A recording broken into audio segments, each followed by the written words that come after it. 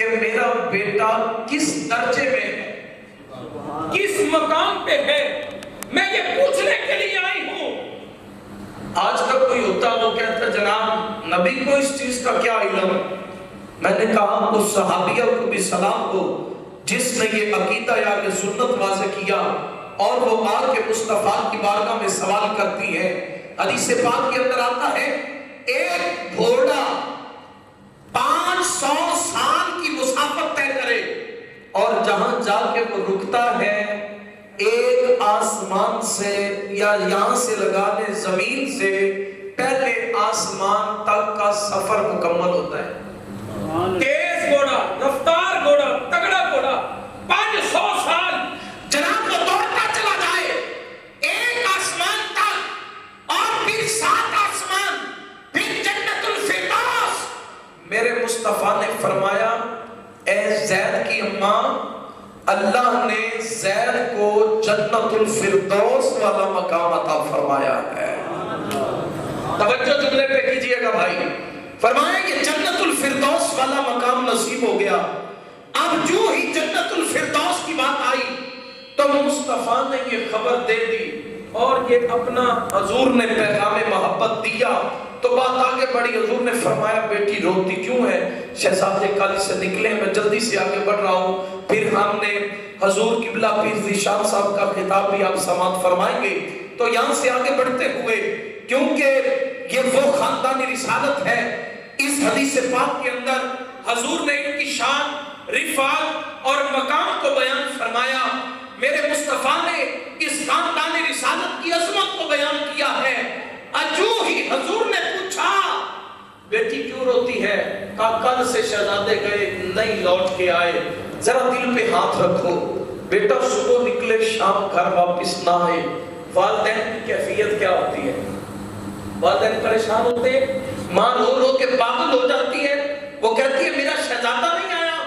اور یہ تو وہ شہزادے تھے جن کو حضور نے فرمایا شباب اہل الجنہ، فرمائے کہ جنتی جوانوں کے سردار ہیں۔ یہ گھر سے نکلے، ماں رونے لگی، میرے مصطفیٰ پریشان ہوئے، اتنے میں جبرائیل آ گئے اور آ کے کہنے لگے اے اللہ کے نبی پریشان نہ ہو، یہاں شہزادے بنو نجار کی حویلی میں نکلے تھے، وہاں اس طرف کھیلتے ہوئے کھیلتے کھیلتے وہی آرام کرنے لگے ہیں، اور ان کے آرام کرنے پہ بھی اللہ نے اپنے ایک فرشتے کی ڈیوٹی لگائی ہوئی ہے، جن کی حفاظت اللہ کے فرشتے کر رہے ہیں۔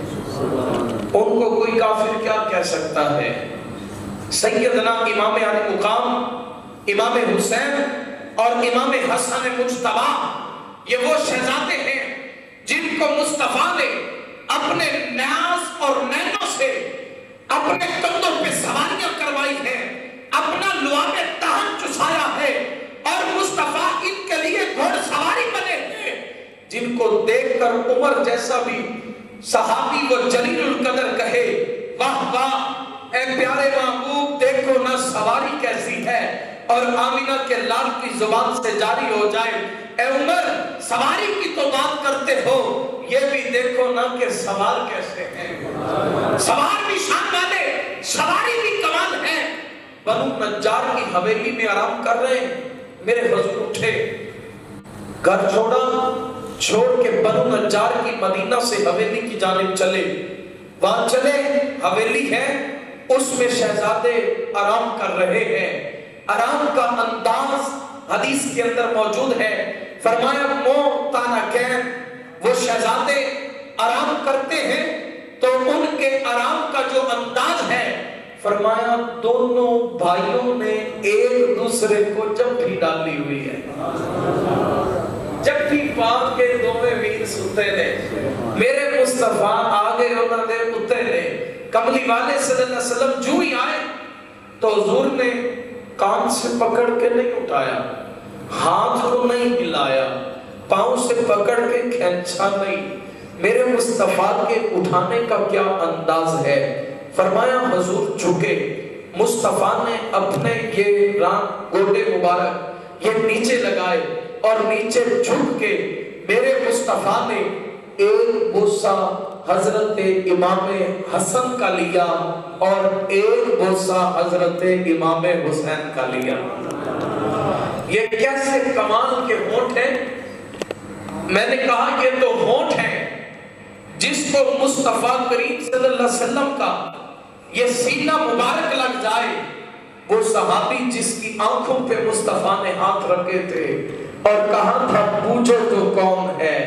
جیسے بچے کہتے ہیں نا کہ پوچھ کون آیا ہے، حضور نے اس صحابی کے وہاں پہ ہاتھ رکھے تھے تو محدثین نے لکھا ہے، وہ کہتے ہیں ساری زندگی بھی حضور ہاتھ رکھ کے کھڑے رہتے تو اس نے بولنا کوئی نہیں تھا، اس لیے کہ اس کے ہاتھوں سے اور مصطفیٰ کے سینے سے اس کے اندر ٹھنڈک پڑ رہی تھی، نورانی شعائیں جا رہی تھی نبوت کی، اور یہ محبت سے کھڑا تھا وہ صحابی۔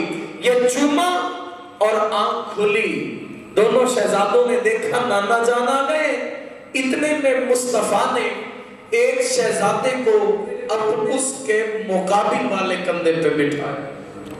یہاں پہ بزرگ نکتہ دیتے ہیں، وہ کہتے ہیں حضور کا دایاں بایاں نہیں، طاقت حضور کے دائیں بازو میں ہے، ویسی حضور فرماتے ہیں دائیں پہلو پہ حضرت امام حسن ہے، بائیں پہلو پہ حضرت امام حسین ہے، اور آمینہ کے نام لے کے سفر مدینہ شروع کرتے ہیں۔ بنو نجار سے نکلے اور مدینے کی جانب چلے، کندھوں پہ شہزادے سوار ہیں۔ راستے میں سیدنا ابو بکر صدیق کو خبر ہوئی کہ مصطفیٰ وہاں پہ ہیں، تو یہ چلتے ہوئے پیچھے پہنچے، اور جب پہنچے تو آمینہ کے لال کی بارگاہ میں عرض کیا کہ جن کے بعد نبوت کا دروازہ بند کر دیا گیا ہے۔ حضور نے اپنی ختم نبوت کو بھی بیان فرمایا۔ بات آگے چلی قبلہ، تو یہاں سے آگے مصطفیٰ نے جو درس دیا وہ کمال محبت کا تھا۔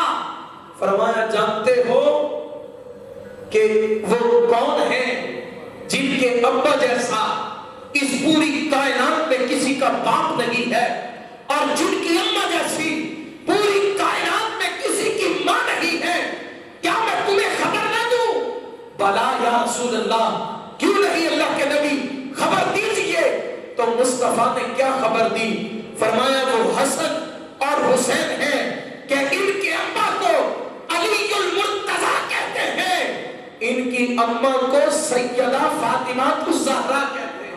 نعرہ تکبیر، نعرہ رسالت، نعرہ رسالت، نعرہ حیدری۔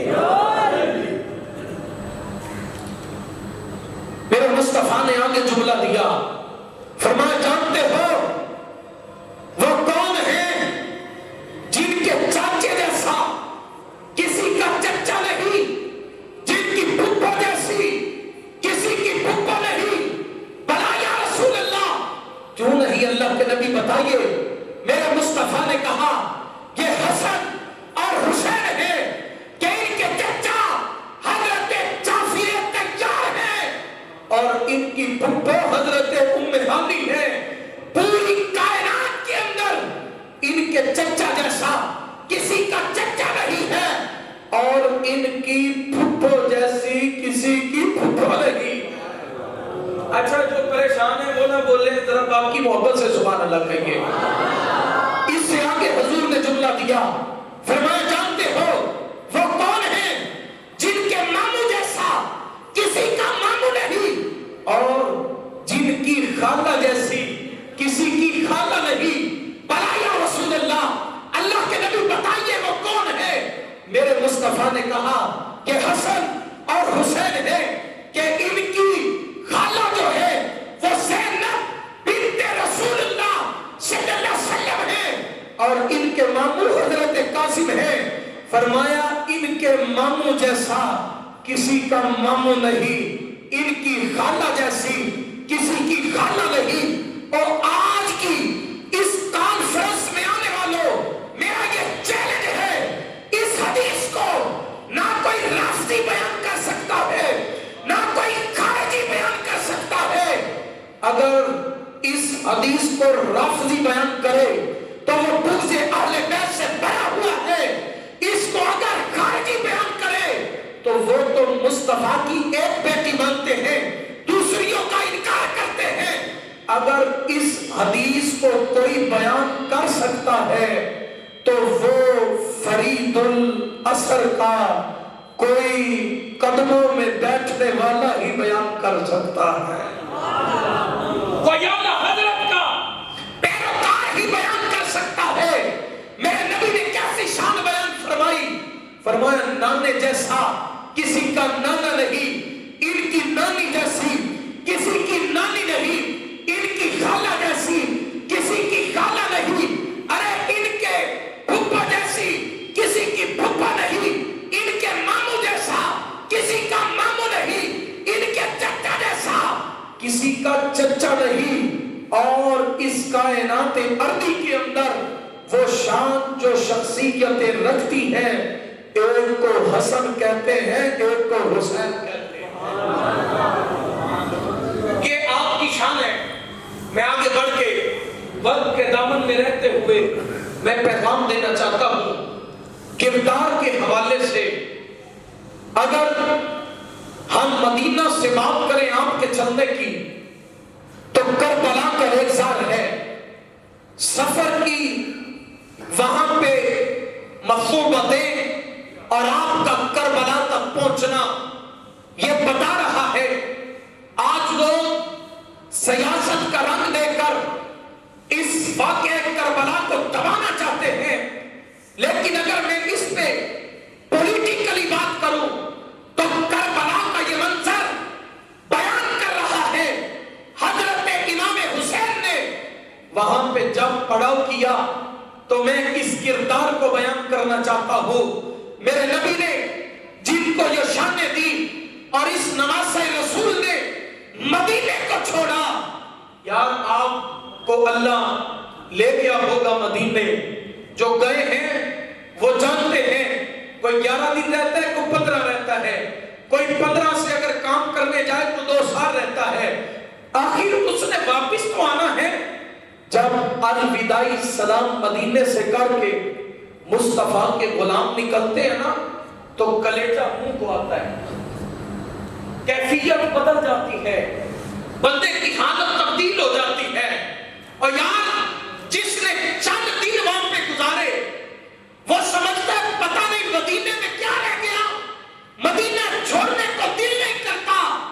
یار اس حسین کے جگرے کو سلام نہ کریں جس کا بچپن مدینے میں گزرا ہو، جس کا لڑکپن مدینے میں گزرا ہو، جس نے آقا کے کندھوں پہ سواریاں کی ہو، اپنا بچپن مدینے کی گلیوں میں گزارا ہو، جوانی مدینے میں گزاری ہو، اور اپنا ادیڑ پن مدینے میں گزارا ہو، اور پھر مدینہ چھوڑ کے یہ نبی کا نواسہ نکل رہا ہے۔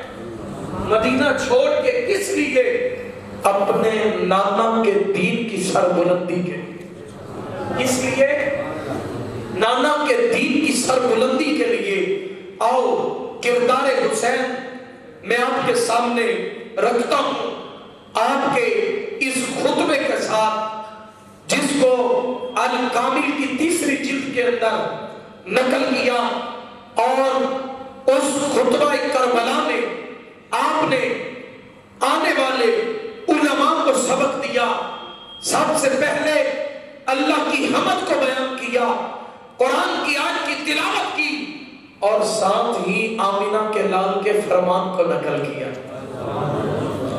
کربلا والو ہمیں یہ سبق دے گئے ہو، اگرچہ ہم یہ سبق بھلا بیٹھے اور اس کو پسے پشت ڈال دیا۔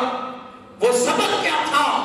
مجھ سے قبل آپ مفتی الطاف صاحب کی زبان سے یہ سبق یاد کر رہے تھے، وہ آپ کو بتا رہے تھے۔ آج لوگ گھروں میں اپنی برادریوں کو دیکھتے ہیں، آج لوگ جناب کیا کرتے ہیں، جس طرف برادری ہے اس طرف کھڑے ہو جاتے ہیں، یہ نہیں دیکھتے برادری کے بڑے لوگ گرانا کا چاہتے ہیں۔ اگر یہی بات ہوتی تو کربلا کے اندر امام حسین بھی پرچی لے کے کہتے یہ لو ہمیں تم تمام سہولتیں دے رہے ہو، ہم یہ پرچی تمہیں دے دیتے ہیں، اور کربلا کی کانفرنس میں آنے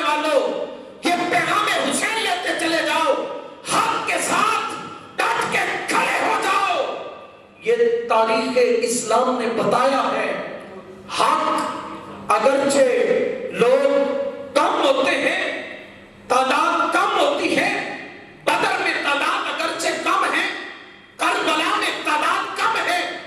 وہ کوفے کے گورنر نے کیا کہا تھا؟ اس نے پیغام بھیجا، لیٹر لکھا، اس نے کہا کربلا میں 22,000 کا لشکر بھیج دیا ہے، میں چاہتا ہوں اور بھی بھیجو۔ انہوں نے کہا بہت ہے، باقی دعوانا الحمدللہ رب العالمین۔